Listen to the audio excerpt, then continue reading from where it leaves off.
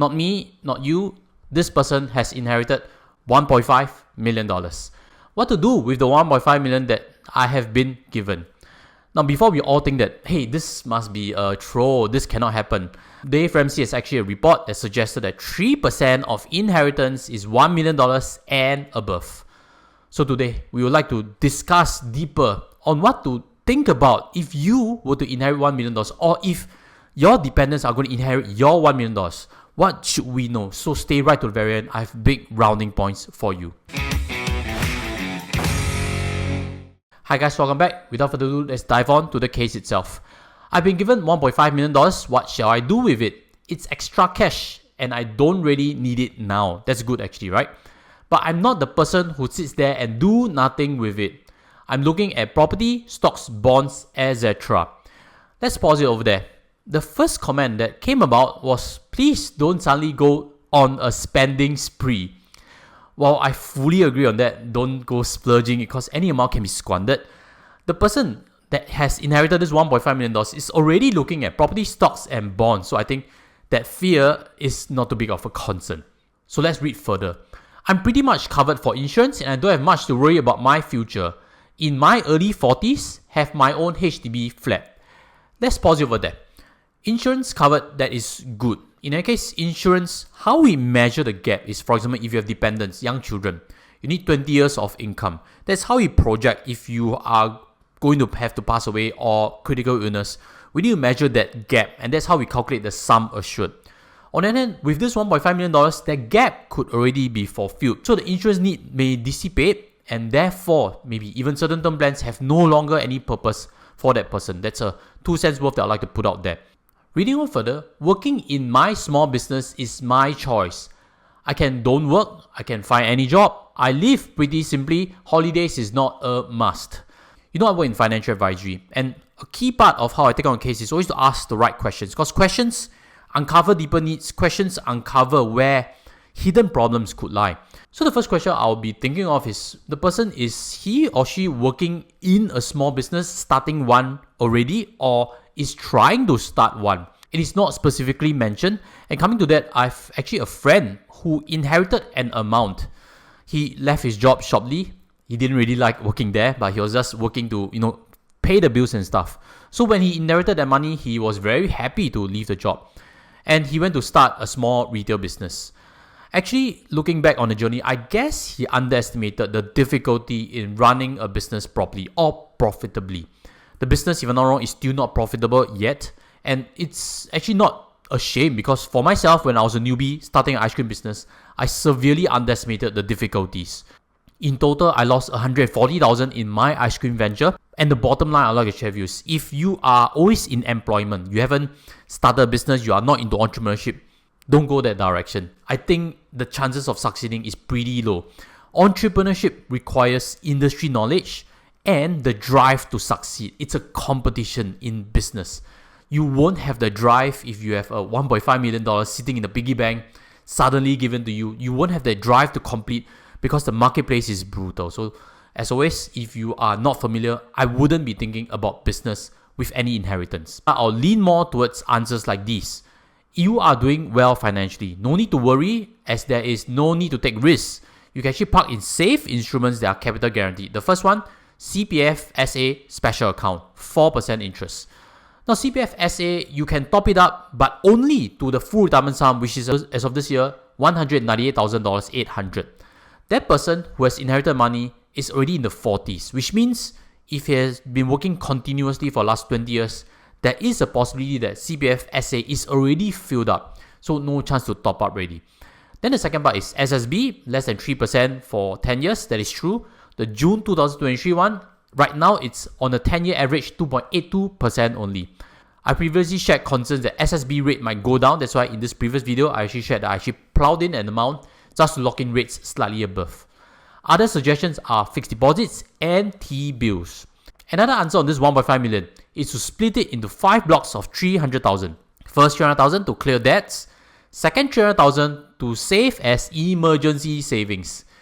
Actually, there's not likely a need to save $300,000 in emergency savings. It's likely an overkill. Emergency savings, do know again, is 6 to 12 months because again, for emergency. And when does it occur? When you are suddenly retrenched, or if you have suddenly some illnesses, you are unable to work, you need to pay expenses. But typically, insurance can already cover the second part. So in most cases, 6 to 12 months is already prudent. And unless a person is spending 300,000 a year, which is not like the case, then 300,000 as emergency savings is an overkill. Then third is to break it down into broad-based ETFs, that's okay. Into CPF as a fourth, that is already covered. And fifth, just to leave it in maybe a savings account. Some other further suggestions. Option 1, to invest in the stocks. That again depends on the person's ability to invest in the stocks, how familiar he or she is. Second option, broad-based, diversified. I would definitely lean more into that, especially if you listening in, you have not dabbled too much in stock investing, you do not track annual reports. Then broad-based would serve you well also. Option 3, to invest 90% and blow 10% and enjoy the money on nonsense. I would like to dispute a bit on that. 10% on nonsense, that is $150,000, right? What to do squandering it? Stay 2 weeks in a president's suite like this that costs $10,000 a night? Now, actually, I'd like to ask you this question. If you inherited this money and you squander it on such luxury that doesn't really make sense to most normal people like us, would the person leaving the money be proud of it? Because that should be enjoyed by that person who saved, invested, did all right things to build up this, right? Wouldn't there be some guilt if we squander the money like that? I wouldn't want to entertain that idea. That's my own perspective. On the other hand, if you were to leave monies, big monies, for your children or dependents, are you happy if it's squandered like that or not? And speaking to here, if you agree on it, do smash on a subscribe, do smash on a like, especially if you've heard something useful. We have more, and do always leave in the comments what you already think is a good way on how to break down this money. How about another popular alternative? What are we thinking about? Properties. Recently, I did this very viral video on a case of $1.4 million loss on a particular new launch bought many years ago. If you haven't seen that video, check it out. And reading from this, the person suggests that depends on how much you want to leverage, you can don't take loan at all, which means just buy a $1.5 million full cash property. Research has previously shown that if you don't have leverage in property, it's usually not a good idea. The biggest benefit of property is cheap mortgage. So fully pay cash doesn't really make sense in my personal opinion. You can also rent it out for supplementary income. Now speaking to here, the person mentioned that he or she already owns a HDB flat, correct? So buying a condo to rent out, that incurs ABSD, additional buyer stamp duty. So the most logical suggestion might be to do a free upgrade, sell the HDB, buy a big condo and maybe rent out a room. Not too sure if that is in the person's line of thought. Or buy a dual key big condo. Maybe that makes a bit more sense. But the renting out for supplementary income may not be so easy. The curious thing about this problem of $1.5 million or 3% of people inheriting more than $1 million is actually not rare, because I've also found a previous case of someone who inherited also close to $1.5 million. This was also a question posted. This is in June 2021. Not kidding you, correct? So this person inherited this $1.5 million from the sale of the parents' condo. I'm currently in my 30s with a monthly salary of $5,000 per month. In my opinion, this person earning $5,000 per month, which is about 60 to 80k annually, inheriting $1.5 million might be a bigger problem, because it is not likely that a person has that amount of wealth or savings already in the 30s at this income range. Then $1.5 million might be an amount that is mind-blowing. You have that dizziness when you see that amount in your bank account. Reading on further, he has purchased whole life plans, that's fine. He has an existing housing loan of $600,000 and no other liabilities. That is quite good. No car, that sounds like. What would be the best way to invest this inheritance? Should I pay off my housing loan? Personally, when I read this, it sounds like the person has less of an idea of what to do with the money than the first person in the 40s who has suggested he's looking at property, stocks and bonds. My guess is this person has less of an investment experience, and that's why I'm leaning more towards this comment, which simplifies things a lot better. My advice is to pay back your CPF OA used for the property purchase. You can't go wrong with that step. Putting back your CPF OA is responsible for your future self. In many ways, that is true. You repay back that $600,000 loan, no more liability. You even do a property refund back into your account or your spouse's account. So that is ready to stash money into CPF where it cannot get squandered. In a case, 2.5%, not too shabby. You don't need to worry about interest rate going up and down. And really, the most important part is you can't take it out until 55. So it's locked in, you won't squander it. You have a lot of time to think what to do with wealth. And speaking of here, I suddenly thought of this. Why was the condo sold away? I understand parents passed on.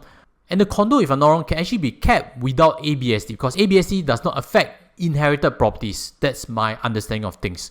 So why is there a need to sell it? Could it be the siblings need to split the assets? Then that will also mean that the person is not a single child, which means the property is very, very big. So the value is huge. After splitting, there's still $1.5 million. On the other hand, if it's a HDB inherited, based on rules of the person inheriting, there might be a need to dispose of the assets. So do understand there's a difference between condo when you inherit and HDB when you inherit. If there is no clarity on what to do with the cash, don't cash it out first. Because the saying always goes, money doesn't change you, it only magnifies who you really are.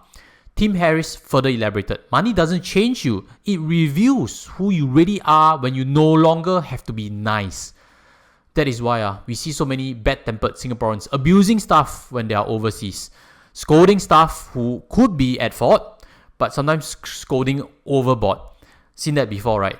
Because when we go overseas, we feel wealthy. Other neighboring countries' currency is smaller. We go there, we can spend on luxury a bit more comfortably than in Singapore. So again, money doesn't change you. It only magnifies who you really are. I'd like to elaborate a bit further. Money reveals what you really know. That is why also 70% of lottery winners go bankrupt within a few years, simply because what they only know is just to buy lottery and they don't really know how to build up wealth through investments. I don't even remember this story in 2014. There was a widow whose husband worked in Changi Airport and he died because of an accident. And from the case, she has actually gotten $100,000 in insurance payout and also $800,000 from donations. This lady now is broke despite Changi Airport Group having an advisor to advise her on how to divide the money between herself and her children. It was advised to allocate $200,000 to each of the 4 children and leaving her with $150,000. Actually, I don't quite get the logic of that. Because children, they are minors. They can't really make the decisions themselves yet.